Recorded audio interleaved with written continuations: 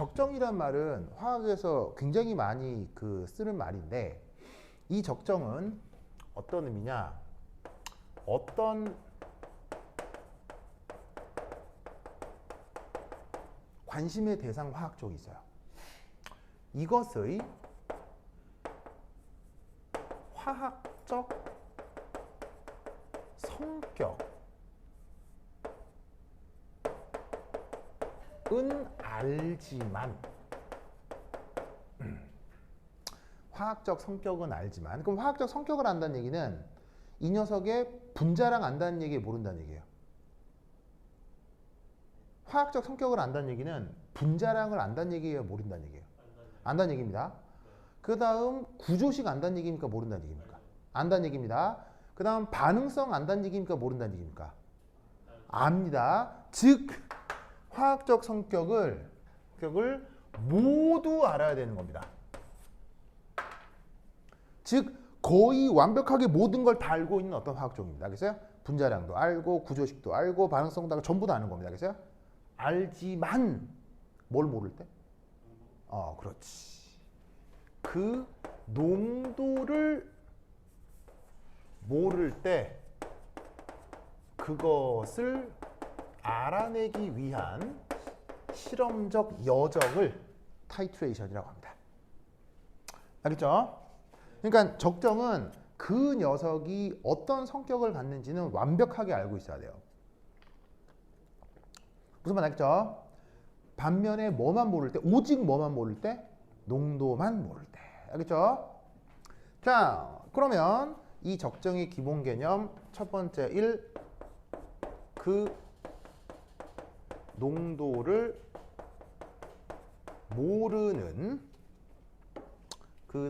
모르는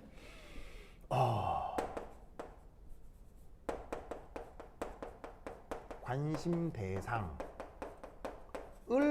뭐라고 하느냐?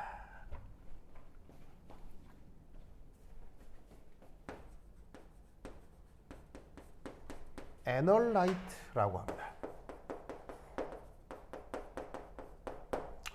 이 애널라이트는 뭐 딱히 번역이 없어서 그냥 뭐 굳이 번역을 하자면 그냥 뭐 적정 대상 뭐 이렇게 번역을 할까요?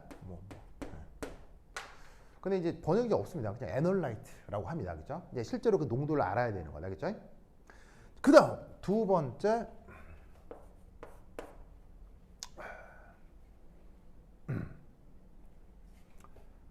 그 애널라이트와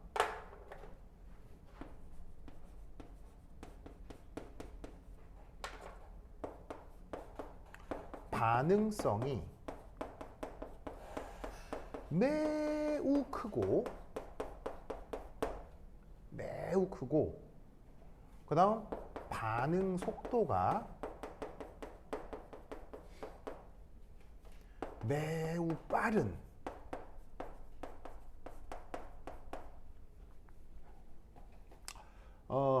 것들 중 하나를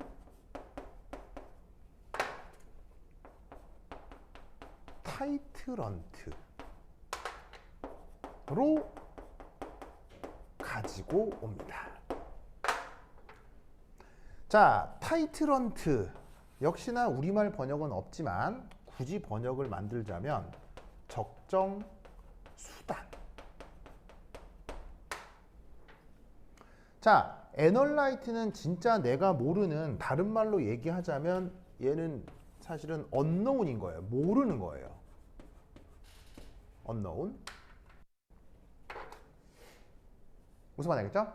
완전 모르는 거지만 타이트런트는 여기서 어떻게 생각을 해야 되냐면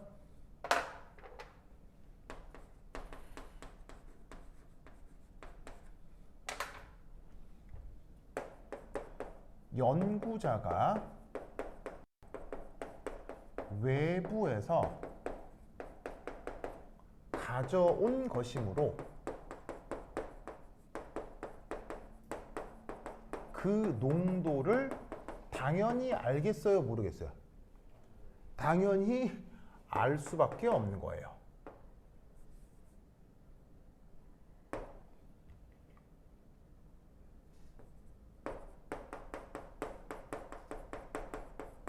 아시겠죠? 자, 그런데 아까 이 애널라이트도 뭐만 모를 뿐이에요? 농도만 모르고 모든 화학 반응성을 알기 때문에 애널라이트와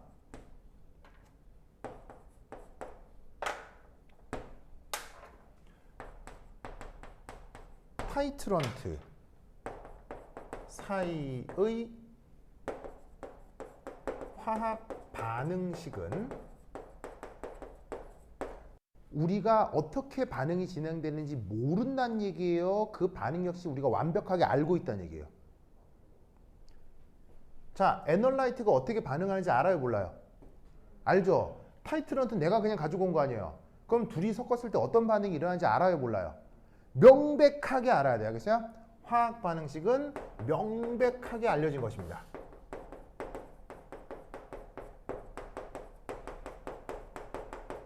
그러면 예를 들어 애널라이트가 산이라고 합시다. 만약에 애널라이트가 산.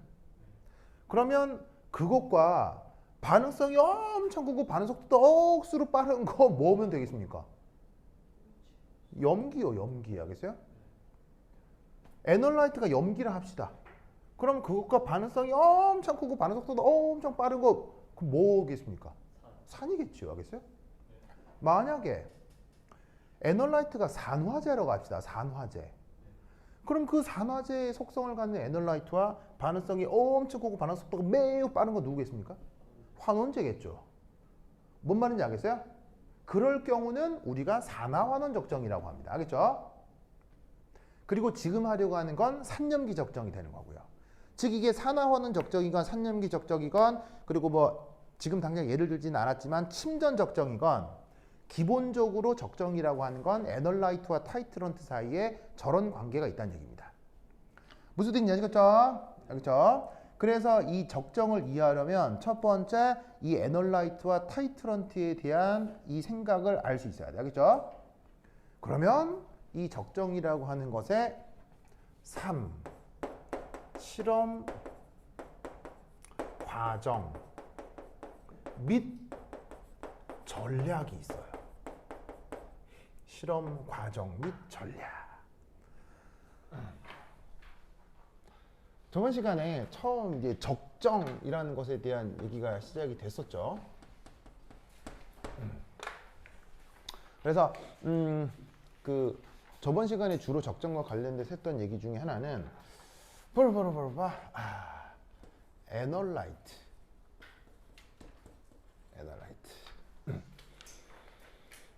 자, 이 애널라이트가 이제 우리말 번역이 좀 없다고 했는데 이게 바로 우리말로 뭐라고 굳이 번역하자면 적정의 대상이 된다고 했었죠. 그래서 이 적정 대상은 뭘 모르는 녀석이라고 했어요. 그 농도를 모르는 대상이라고 했어요. 그래서 애널라이트는 항상 모르는 미지수다. 자, 여기에 니기를 반응시킨다고 했어요. 니기를 반응시킨다고 했어요. 적정이라는 건 애널라이트의 니기를 반응시키는 거예요. 저번 시간에 했잖아. 그치? 적정 수단. 그걸 전문 용어로 타이트런트라고 했었죠. 타이트런트. 알겠죠? 그래서 얘가 번역이 딱히 없어서 얘가 적정 수단이라고 했고요. 이 녀석은 당연히 그 농도를 알아야 되겠어요? 몰라야 되겠어요? 당연히 알아야 되겠죠. 그래서 이 애널라이트와 타이트런트의 그 뭐냐면은 반응을 우리가 이런 걸 적정 반응이라고 하는 거예요.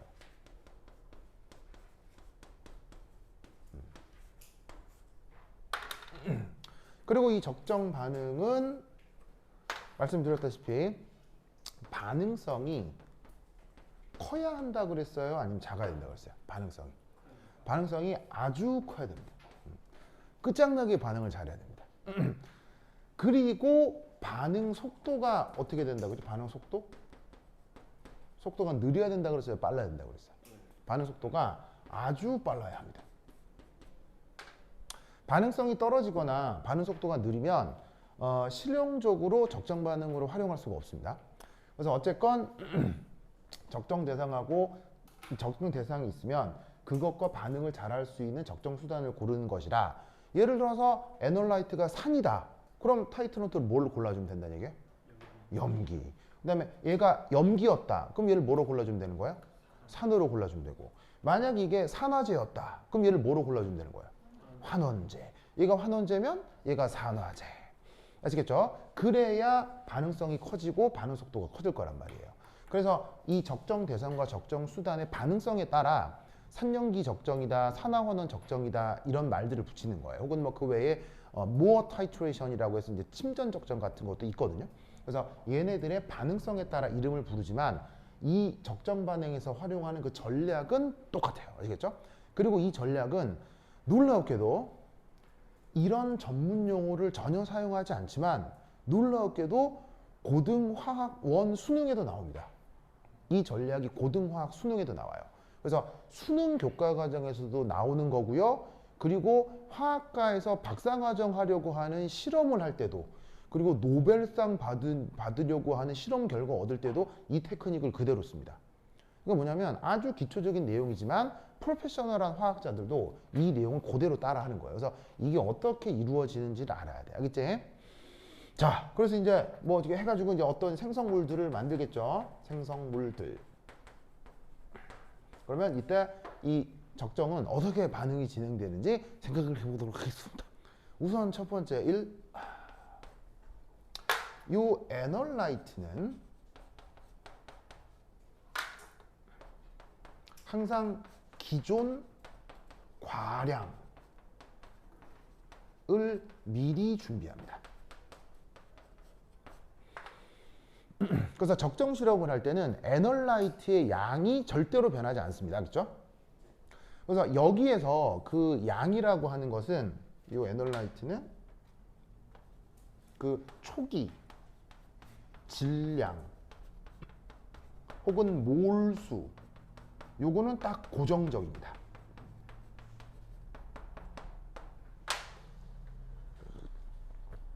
그러니까 실험을 해 나가는데 적정 반응을 실험을 해 나가는데 처음에 에널라이트의 질량과 몰수는 딱 정해져 있는 거고요. 실험을 하다가 좀 잘못된 것 같은데 그 에널라이트를 더 추가해. 그럼 어떻게 된다? 꽉 나요. 여기서? 네, 그때는 꽉 나는 거야. 그렇죠? 그래서 이 적정 실험에서는 처음에 딱 정해놓은 에널라이트는 절대 변하지 않아요. 물론 정해놓은 그것을 안다 모른다? 그걸 모를 뿐인 거지 거기서 도선되면 안 된다는 얘기예요. 그래서 모르지만 걔는 딱 정해져 있어. 그럼 거기에 그럼 당연히 질량과 몰수는 고정지역이야. 근데 뭐는 변할 수 있겠어? 실험을 쭉 해나가면서 뭐는 변할 수 있겠어? 뭐는 실험을 막 하다 보면 농도는 변할 수가 있어요. 왜냐하면 얘가 첨가될 거 아니에요. 얘가 첨가되면서 전체의 부피가 어떻게 되겠죠? 부피가 변할 수도 있겠죠. 물론 적정 실험에서 부피가 안 변하는 실험도 있긴 있거든요. 설계를 잘하면 부피 안 변하게 할 수도 있지만 기본적으로는 부피가 잘 변한다고요. 그래서 부피가 변하니까 농도가 변할 수는 있으나 기존의 그 질량과 몰수는 불변이야겠죠? 요거 이제 기억하시고 그다음에 두 번째 2. 그럼 이제 여기 이제 타이트런트를 이제 어떻게 하느냐? 이 타이트런트는 이렇게 집어넣어야 돼요. 어떻게 집어넣냐면 바로 소량씩 천천히 계속 집어넣어야 합니다.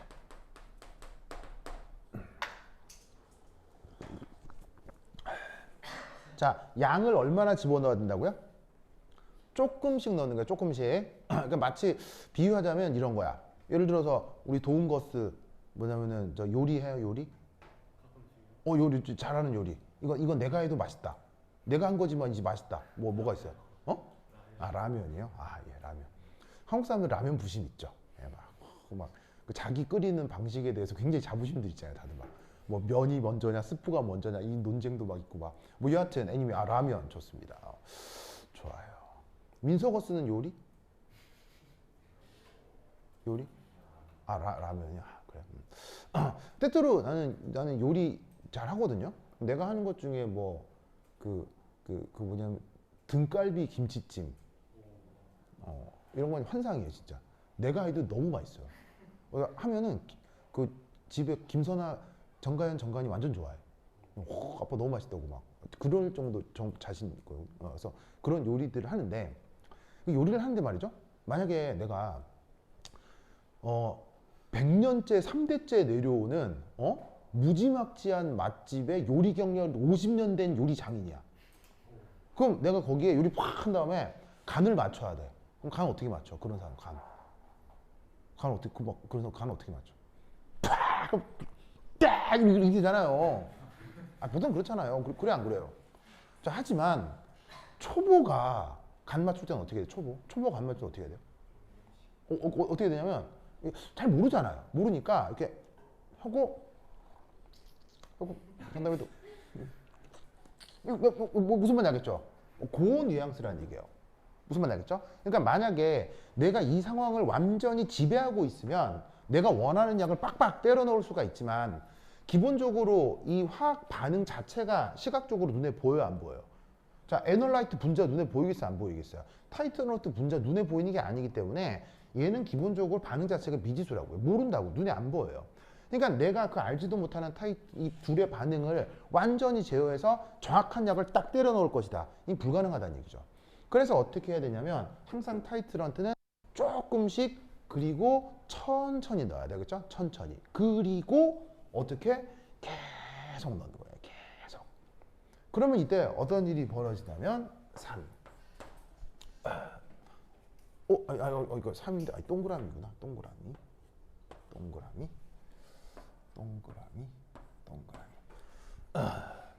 자, 세 번째. 그럼 어떻게 되느냐? 반응 초반에는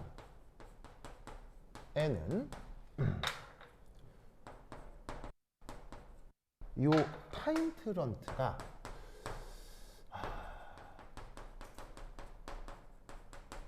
한계 반응물이 됩니다. 한계 반응물. 다민거스? 한계 반응물 영어로? 한계 반응물? 스무거스 영어로? 오, 좋았어요. 바로 리미팅입니다. 리미팅 에이전트라고 하는데, 그래서 이제 번역을 한계 시약 이렇게 번역하기도 합니다. 그래서 한계 반응물, 한계 시약이라고 하는 건데, 이 녀석은 뭐냐면 완전 소모되는 반응물을 우리말로 한계 반응물, 영어 표현으로는 리미팅 에이전트라고 합니다. 자, 에놀라이트하고 타이트런트는 방금 말씀드렸다시피 반응 잘하는 거라고 그랬어요? 못하는 거라고 그랬어요? 반응 억수로 잘하는 걸로 고른 거라고 했죠? 억수로 잘하는 겁니다, 그냥. 그러면 얘가 초반에 딱 정해져 있어요. 그런데 에놀라이트를 찔끔씩 넣는다고 했죠? 그러면 아무리 여기 이제 반응 개수가 뭐 A 대 B 반응 개수가 있긴 하겠지만 몇 대 몇의 반응 개수가 있긴 하겠지만 질량적 측면으로 얘가 그냥 꽤 많은 거고 질량 측면에서 얘가 조금 들어오기 때문에 반응이 진행이 되면 자 기존에 있었던 에놀라이트도 반응에서 일부 쫑 사라지겠죠. 그리고 들어온 타이트런트도 쫑 사라지겠지만 타이트런트를 조금씩 넣는 거라 타이트런트는 들어오자마자 쫑 해서 없어져 버리는 거예요. 하지만 에놀라이트는 기존의 양이 많으니까 반응을 해도 찔끔 해서 남아있을 거 아니에요. 그러면 남아있는 돈 말고 넣어서 없어지는 애를 뭐라고 한다고? 한계 반응물이라고 한다고. 무슨 말인지 알겠죠? 그래서 이 적정의 테크닉에서는 우선 초반이 무조건 이 타이트런트가 한계 반응물이 돼요. 알겠죠? 자, 그런데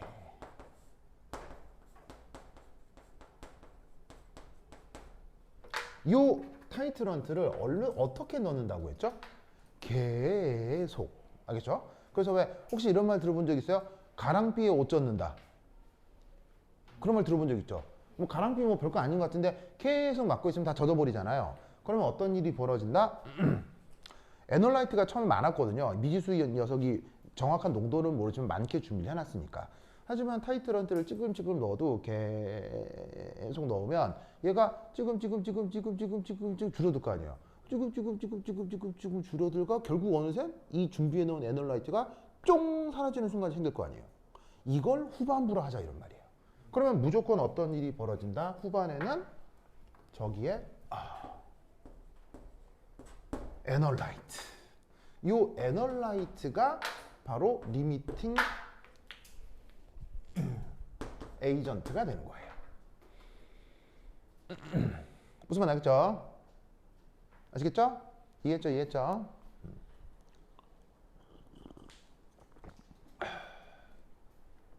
이때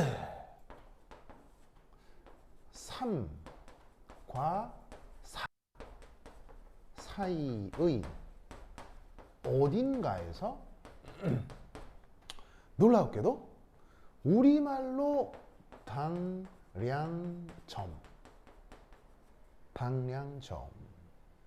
자, 혹시 당량점이란 말 들어본 적 있어요? 당량점? 아마 수업 시간에도 언급을 하셨더라고요. 영어로?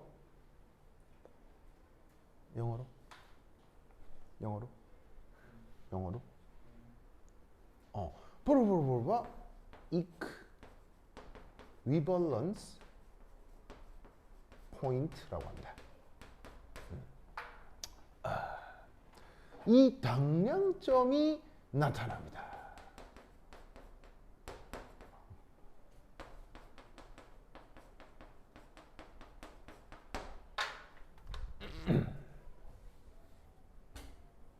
자, 그럼 여기에 새로운 표현 당량점이라는 말이 있는데요.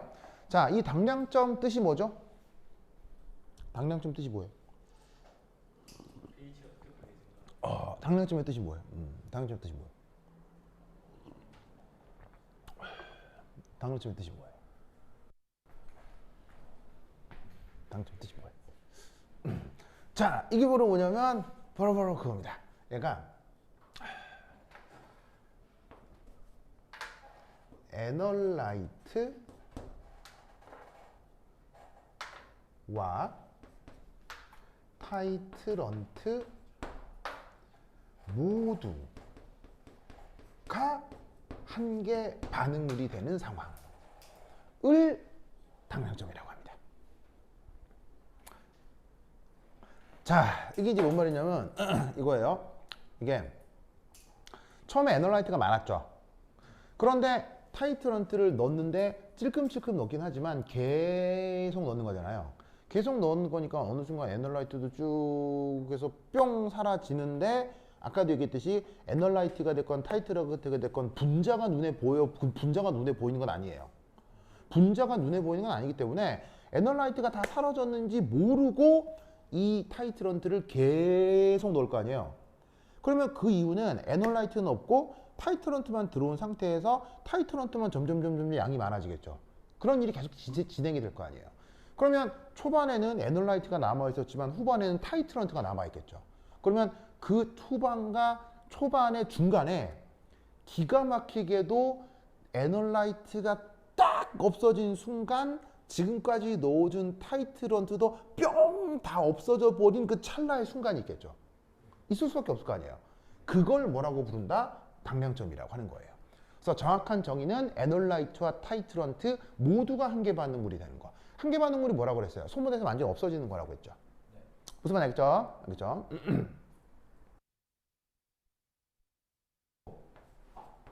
이러한 당량을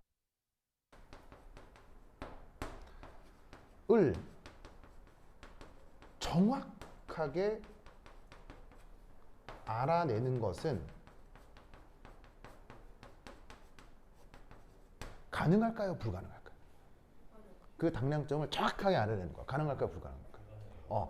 불가능합니다.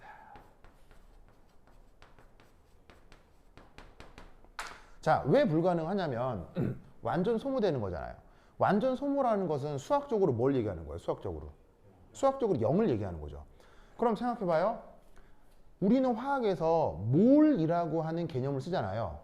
그럼 여기 1몰이면 개수가 몇 개? 아니 뭐 1몰이면 10의 23승계잖아요. 그럼 0.01몰이라고 해서 아주 낮은 농도를 생각해도 10의 20승이 넘잖아요. 그러면 10의 23승에 해당하는 입자들이 있을 거 아니야.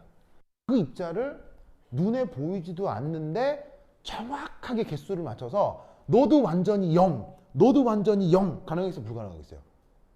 불가능한 거예요. 그죠? 불가능해요. 그러니까 엄밀하게는 몰 수적 측면에서 개수 측면에서 둘 다 완전히 뿅 이렇게 사라지는 순간을 방량점이라고 하는 건데 그 수많은 개수를 정확하게 0으로 만든다? 그건 사실 불가능한 거예요. 무슨 뜻이냐? 하지만 불가능한 점이 그걸 해도 사람의 눈에 어떤 이상한 현상이 나타나는데 바로 이런 일이 벌어집니다. 그 방량점 그걸 알 수는 없지만 방량점 전후에 아주 급격한 물리적 변화가 나타납니다.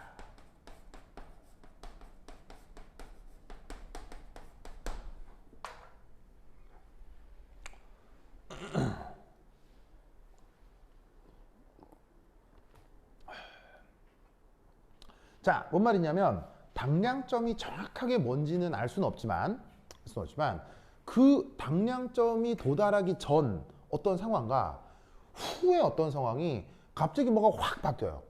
확 무슨 말 알겠죠?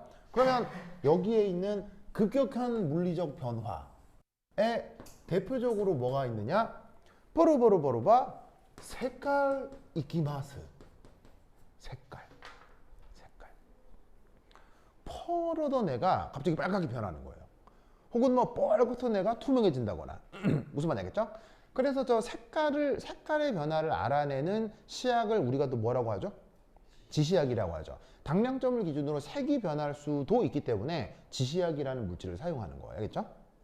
그 다음 뭐가 또 확 변할 수도 있냐면 pH예요.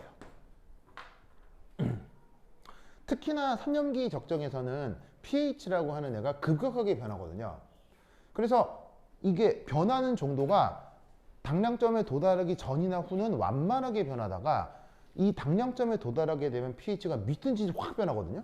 그걸로부터 아 당량점을 지나갔구나 라고 짐작을 하는 거예요. 그 다음 뭐도 왕 변할 수가 있냐면 전이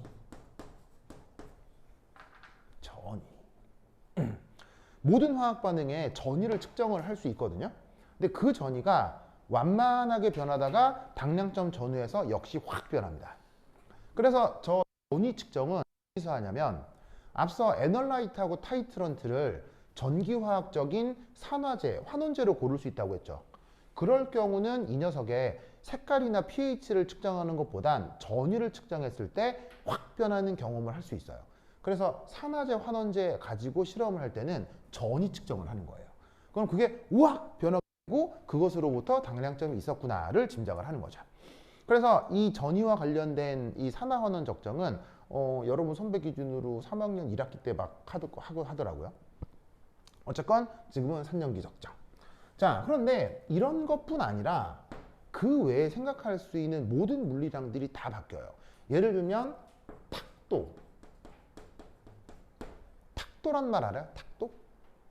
아, 이게 영어편으로는 터비디티라고 하는데 이게 뿌연 거예요. 뿌연 거, 탁한 정도. 그걸 한자말로 탁도, 영어로는 터비더티라고 하는데 이게 뭐냐면 혹시 여러분 질산은하고 NaCl 섞으면 무슨 침전 만들어지죠? 질산은 AgNO3 그다음에 NaCl 섞으면 무슨 침전 만들어져? 중학교 책에도 나오는 AgCl 침전 만들어지잖아요. 중학교 책에 AgCl 나오죠? 그러면 생각해봐. AgNO3 질산은 수용액 색깔 뭐예요? AgNO3 색깔 뭐예요? 수용액 투명입니다. 그 다음 NaCl 소금 수용액 색깔 뭐예요? 투명입니다. 투명. 그런데 요 두 개 실제로 섞어서 침전 만드는 실험 해본 사람? 안 해봤어요? 그래요? 주변에 저기 적극적인 과학생이 안 계셨네요. 내가 봤을 때. 네, 하여튼 그렇다. 그래서 하면 안 해봤지만 그 결과가 뭔지는 알죠? 섞으면 흰색 침전이 만들어진다고 하잖아요. 그럼 흰색 침전이 만들어진다는 얘기는 투명했던 게 어떻게 된다는 얘기예요? 뿌옇고 탁해진다는 의미죠. 그러니까 그 둘의 어떤 특별한 반응이 일어났을 때 전에는 투명했는데 갑자기 뿌 이렇게 변할 수가 있다고요. 뿌. 자, 이것도 급격한 변화예요? 안 급격해요? 이것도 급격한 변화죠. 그걸로 당량점이 있었구나를 짐작할 수도 있어요.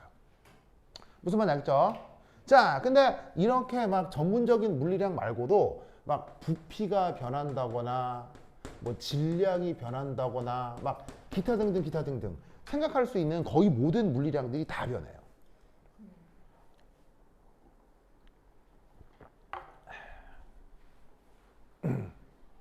무슨 말 알겠죠? 알겠죠? 그러면 어떻게 된다?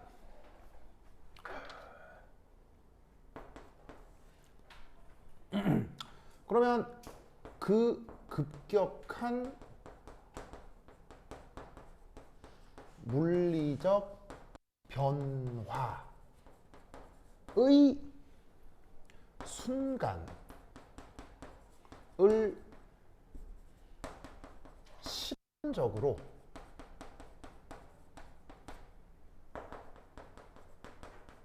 찾아낸 것을 우리말로 종말점, 영어 표현으로 엔드 포인트라고 하는 거예요.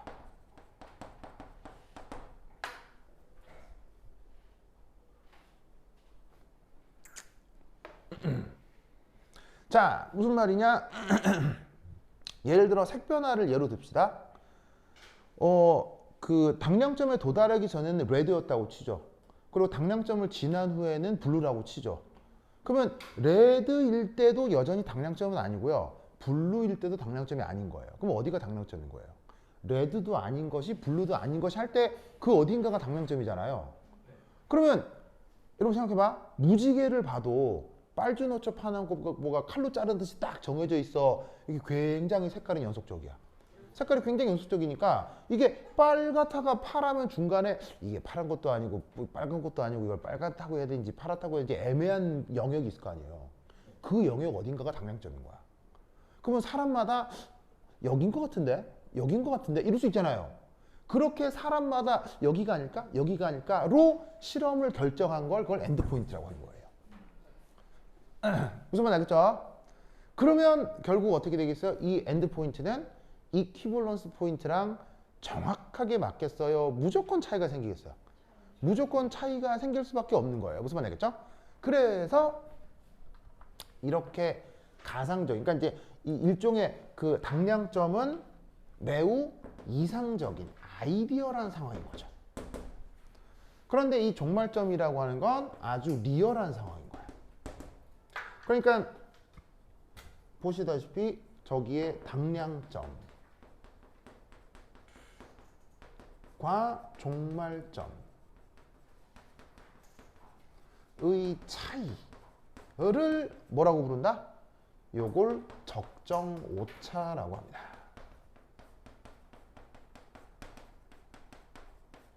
아시겠죠? 그래서 적정 실험에서는 항상 저런 오차가 있을 수밖에 없어요. 알겠죠? 당량점을 완벽하게 알아내는 건 불가능하니까. 아시겠죠? 그래서 이렇게 진행되는 것이 바로 뭐다? 뭐냐면 적정 실험이다라는 걸 꼭 기억하셔야 됩니다. 그래서 에너라이트를 잔뜩 준비하고 얘를 찌끔찌끔 넣어주다가 초반과 후반에 뭔가가 왕 변하는 그 사이 어딘가의 점을 당량점이라고 한다. 그리고 그 당량점을 중심으로 뭔가가 왕 변한다 라는 이 사실을 반드시 외우고 있어야 돼. 알겠죠? 그래서 그것을 하필 산연기 반응으로 하는 걸 그걸 산연기 적정기로 한다 이런 말이죠. 아시겠죠? 알겠죠? 그래서 이렇게 그 적정에 대한 기본 개념 얘기를 하여 보았어요. 자, 필기 마무리하시기 바랍니다.